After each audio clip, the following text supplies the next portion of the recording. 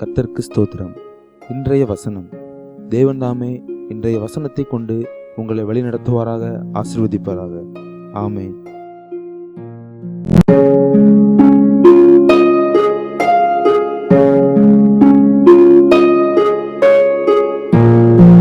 தாமதிக்கிறார் என்று சிலர் எண்ணுகிறபடி கர்த்தர் தமது வாக்குத்தத்தத்தை குறித்து தாமதமாயிராமல் ஒருவரும் கெட்டு போகாமல் எல்லோரும் மனந்திரும்ப வேண்டும் என்று விரும்பி நம்மை நேரிய பொறுமையுள்ளவராய் இருக்கிறார். 2 பேதுரு 3-ம் அதிகாரம் 9-ம் வசனம்.